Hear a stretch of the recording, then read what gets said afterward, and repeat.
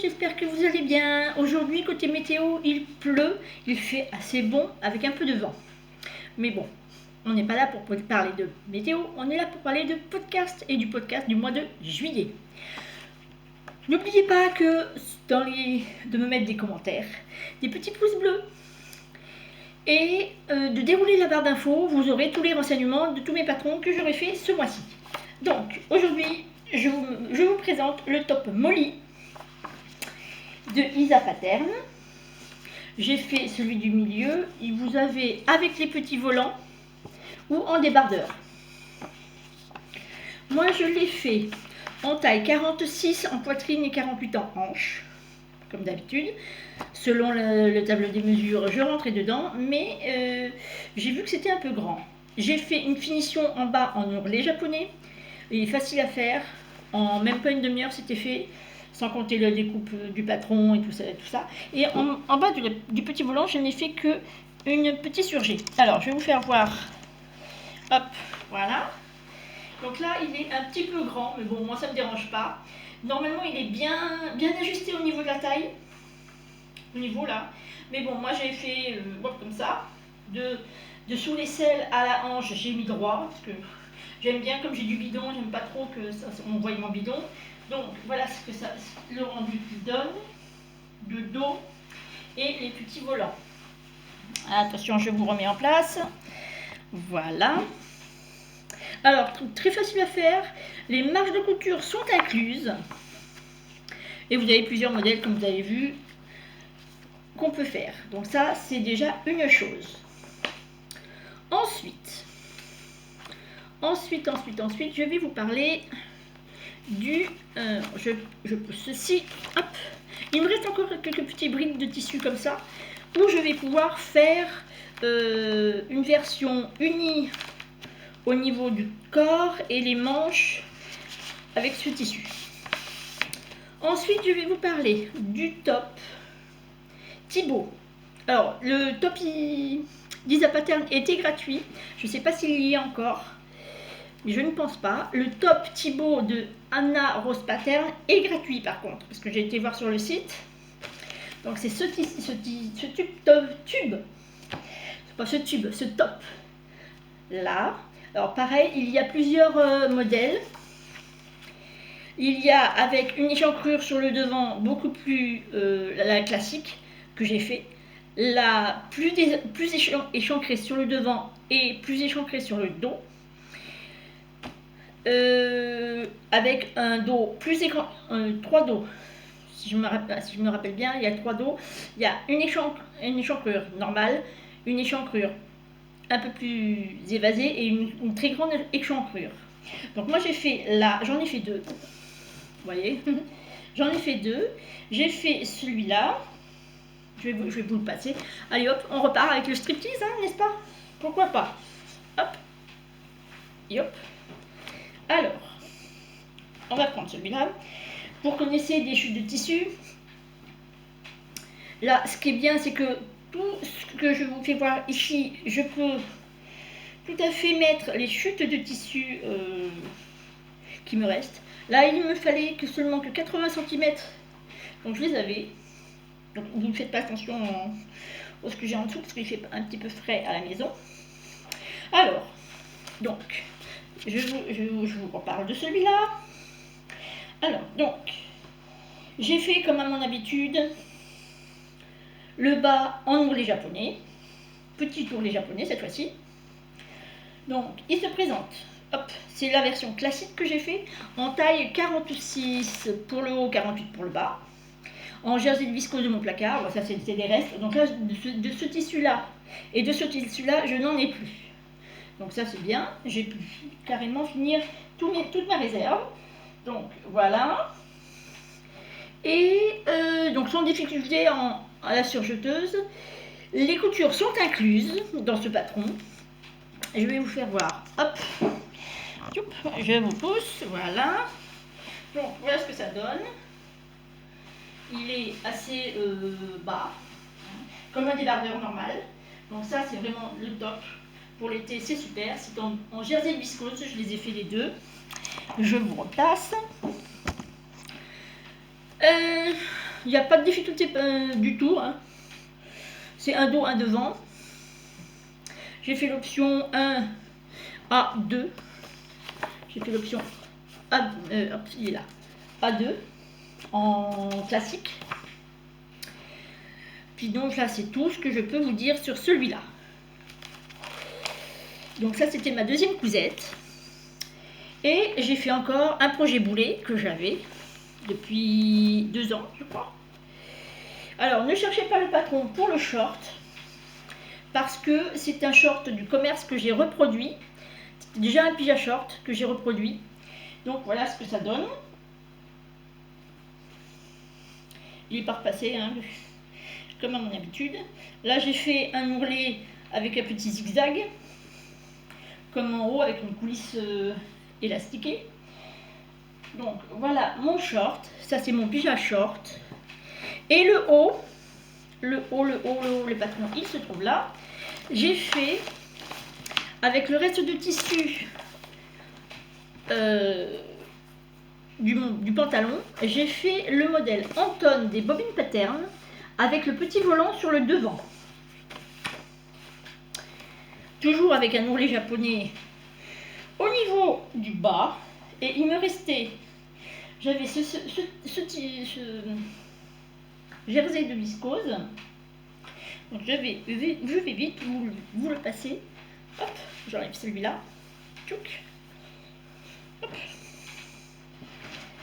Ah, ça va vite hein, aujourd'hui. Youp là. Hop, hop. Voilà. Donc, comme vous voyez, j'ai un petit volant ici. J'ai pris toute la bande du volant. Oh, je me remets, j'ai des cheveux qui partent en bataille.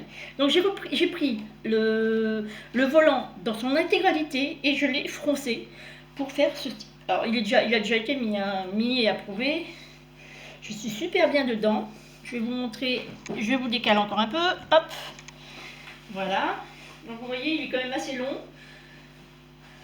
Hop, derrière c'est tout simple. Et là vous avez le petit volant où j'ai seulement fait comment on appelle ça, une surjeture. Avec la surjeteuse. Une surjeteuse, oh là c'est très français ce que je dis. Oula. Donc, le jersey différent, mais c'est du jersey de viscose. C'était des restes aussi, donc j'ai fini tous mes restes hein, de jersey viscose, de ceux-là, il y a 3-4 ans. Et alors, qu'est-ce que j'ai mis sur mon petit cahier? Alors sans difficulté, hein, ce t-shirt, je vais le refaire hein, parce qu'il est vraiment génial. Pour finir les restes du jersey, c'est impeccable. Donc le volant est un peu trop long parce qu'avec du jersey, pour faire comment on appelle ça, les fronces, c'était galère.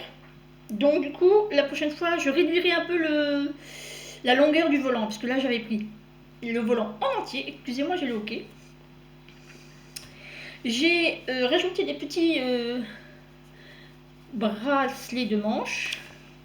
Et l'encolure, c'est comme une encolure de t-shirt, hein, tout simple. Et là, les coutures sont incluses aussi. Maintenant, je vais vous présenter le Owen de Cocotte Magazine numéro 2. Donc pour vous le remettre dans l'ambiance, le Owen, j'enlève mon patron. Le Owen, alors attendez, hop. J'avais dit que à un moment donné, je voulais faire cette version-là en blouse, n'est-ce pas? Je n'ai eu que des problèmes. Déjà, le patron en lui-même, qui se trouve où le patron? Oh, je n'ai plus le patron. Ah, celui-là, voilà. Le patron, alors, sur aucune planche du patron, il n'y a marqué la légende, quel trait est égal à quelle taille, etc. Il n'y a aucune légende, ni sur le patron, ni sur le magazine. J'ai donc envoyé un message à Cocotte Magazine qui m'ont dit que ça leur coûtait trop cher pour le moment. de mettre une légende sur le patron. Or que je vois bien que on a quand même le temps de mettre un logo pour marquer la page et pour marquer le nom du patron. Je vois aussi qu'on peut très bien mettre la petite légende ou en dessous de ce nom, ou même sur le patron, entre les interstices des traits, ou même, à la limite, à la fin, parce qu'il y a aussi quand même encore assez de place dans les magazines pour le mettre. Donc là, j'étais quand même un tout petit peu vénère, et je me suis dit, ah bah, allez, quand ça tienne, je vais quand même faire mon Noël. Alors, je vais vous le faire voir. Je vais enlever ce t-shirt. Hop, voilà. J'avais un tissu, un coupon de 2 mètres pour en cotonnade. Alors, je peux facilement le mettre sans déboutonner. Hein. J'ai fait exactement comme était marqué sur les explications. Alors, hop, je le mets. Voilà. Alors, j'ai fait. Ça, c'était mon petit côté vénère, comme on dit. Donc, je reprends ma page. Donc, les coutures ne sont pas incluses déjà d'entrée. Donc, il faut rajouter les coutures. Ensuite, j'ai voulu faire, avec les carreaux qui sont sur mon tissu, le côté pour les empiècements épaules, puisque là, l'épaule est d'un seul tenant, comme dirais-je, oui, d'un seul tenant. Donc, j'ai voulu faire avec les rayures de ce sens, vous voyez, et le corps et le dos de ce sens, en vertical. Donc, j'ai déjà, je me suis dit, allez hop, on y va. Je l'ai fait, mais, parce qu'il y a un mais, comme vous pouvez voir, les manches sont bouffantes, mais sans élastique, parce que sur le modèle, il demande de l'élastique. J'ai fait ma manche comme était prévu, elle m'arrivait là, mais la manche étant de largeur comme ça, mon bras étant comme ça, l'élastique, pour le tirer jusqu'à la fin, eh ben, j'y arrivais pas. Ce que j'ai fait, je dis pas un problème, je garde mon tour de poignet, donc je l'avais quand même mis ici, hein, quand même ici. Et j'ai dit, je vais froncer, comme je fais ici, et je vais mettre l'élastique. Ah, petit problème, encore, je n'arrivais pas à monter, puisque c'était froncé. Même avec l'élastique, je ne pouvais pas le remonter. Bon, je dis qu'à cela me tienne, on va faire la version A avec les manches ici, tout lâché, comme sur cette version-là, la bleue. Mais quand j'ai fini mon vêtement et que je l'ai essayé, j'ai dit non, c'est pas possible. C'est quoi ça? Déjà le tissu, il faisait, comme il est assez gaufré, ça faisait pas beau du tout. Sur moi, en plus, ça faisait vraiment pas beau. Ça faisait de la matière ici qui était trop. Ça tombait bien, hein, la manche ici, elle tombait vraiment bien. Mais ici, ça faisait un amas de... J'ai dit non, c'est pas la peine. Je vais faire un bracelet de manche. Donc j'ai fait un bracelet de manche, voilà. Dans le même tissu, il me restait des petits bouts. Alors hop, j'ai passé, j'ai refroncé et là, c'est parfait. Deuxième point négatif. Parce qu'il n'y en a pas qu'un hein, sur ce sujet. Quand on fait une pâte de boutonnage, moi personnellement, où je mets un reste de tissu assez épais ou un fin thermocollant pour dire que pour les boutonnières, ça soit quand même assez solide. Ici, pas de thermocollant, pas de morceaux de tissu en plus, rien. On fait la pâte de boutonnage et les boutonnières comme ça. Je me suis dit, ma fille, il y a un problème. J'ai du thermocollant, très très fin. Je vais mettre quand même du thermocollant au niveau des pattes de boutonnage. Hein. Au niveau des boutonnières, pardon. Ce que j'ai fait, j'ai remis une pâte de boutonnage. Puis ça n'allait pas, puisque je n'avais fait que la partie, vraiment là où j'avais fait la boutonnière, donc ça faisait moche. J'ai redéfait. Et j'ai remis un thermocollant sur toute la partie boutonnière. me suis dit, au moins comme ça, sur la patte de boutonnage devant, et la patte de boutonnage dans le dos aussi, hein, tant qu'à faire. Je me suis dit, au moins comme ça, ça tiendra. Donc n'oubliez pas, regardez bien les explications, parce que sur les explications et sur les fournitures, il n'y a pas de thermocollant, donc c'est à rajouter absolument si vous voulez vraiment que ça tienne. Ensuite, les petits boutons, ça c'était des petits boutons que j'avais de ma grand-mère. Donc je vais vous faire voir ce que ça donne. Alors, là je l'ai fait en taille 46, la plus grande taille. Je rentrais juste dans le tableau des mensurations. Et voilà ce que ça donne, la plus grande taille. Je nage dedans. Alors je sais que c'est une chemise oversize, d'accord? Mais bon, quand même. Je peux quand même en faire deux, hein. Mon ventre, il est quand même là, hein. J'ai tout ça en trop. Enfin bref. La chemise est faite, je vais la refaire une voire deux tailles en dessous pour voir ce que ça donne. J'ai aussi mis un petit cordon de mon stock. J'avais pas assez pour faire le cordon avec le tissu, donc j'ai retrouvé ce cordon là. C'est un vieux lacet qui traînait dans ma réserve. J'ai dit allez hop, on va se le faire. Donc pour finir avec ce modèle est sympa pour ma morphologie. Je vais le refaire mais avec une ou deux tailles en dessous comme je vous l'ai dit. C'était un tissu que j'avais trouvé il y a 2 ans au tissu des Ursules, qui était vraiment pas cher, qui était à 2 € le mètre, quelque chose comme ça, c'était en promotion. C'était un reste, donc je l'ai fait. Comme ça au moins il est fini avec 2 mètres. Et à mettre absolument, je l'ai noté même dans mon petit calepin, vous voyez, hein, c'est stabiloté en verre, bien gros. Comme quoi il fallait mettre du thermocollant là-dessus. Donc je voulais faire l'autre chemise. Alors attendez que je vous le retrouve. La chemise Simon.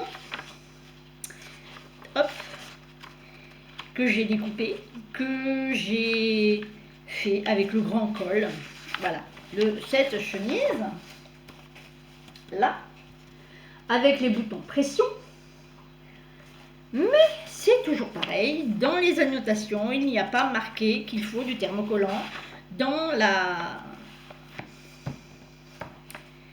boutonnière. Et en plus, comme c'est le même patron que la combi short Jérôme, qui est là, le patron, à faire attention, le patron de la combi short Jérôme, en bas du haut, enfin, de la partie haute de la combinaison, est droite. Mais, toujours pareil, il y a toujours un mais, dans la chemise Simon, pardon, le bas n'est pas droit. Le bas est un petit peu recourbé.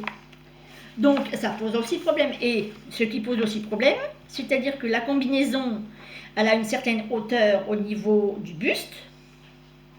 Et ben moi, ça m'arrive vraiment au nombril.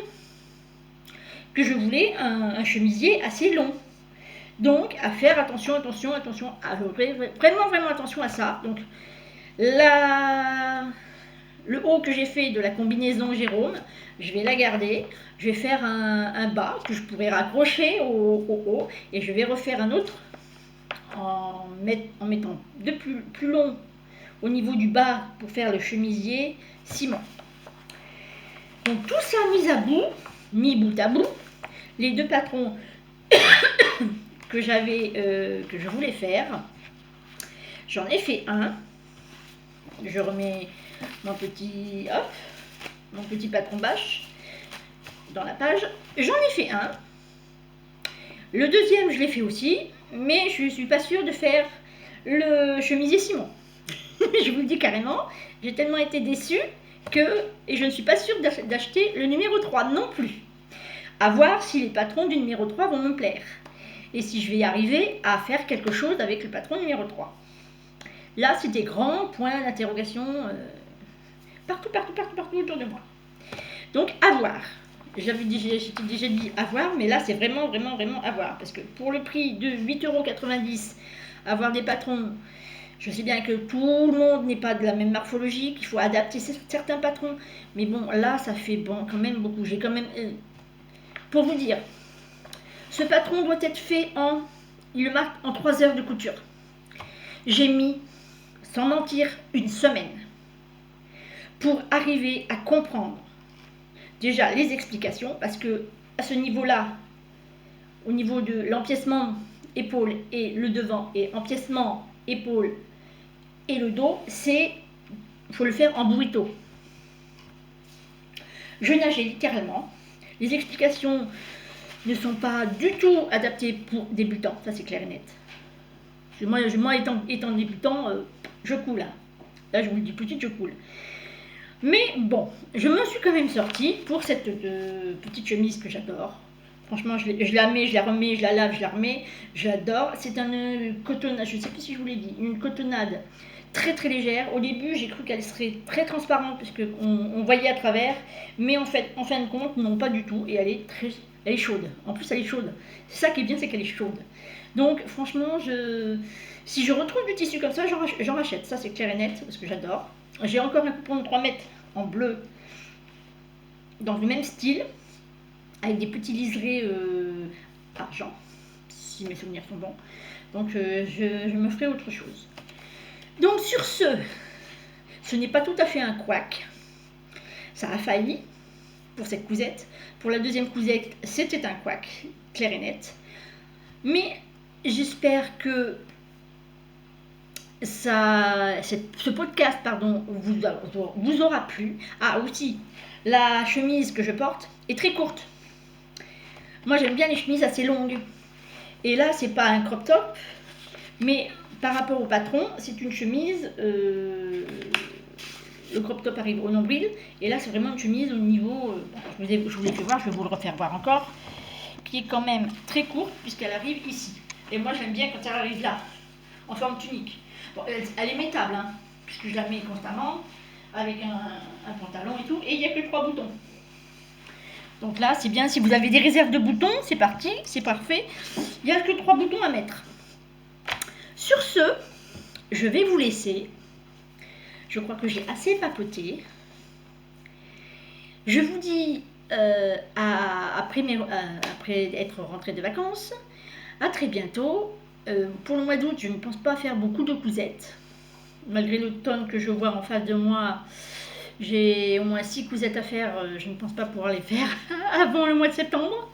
Mais ce n'est pas grave, vous les aurez quand même au fur et à mesure.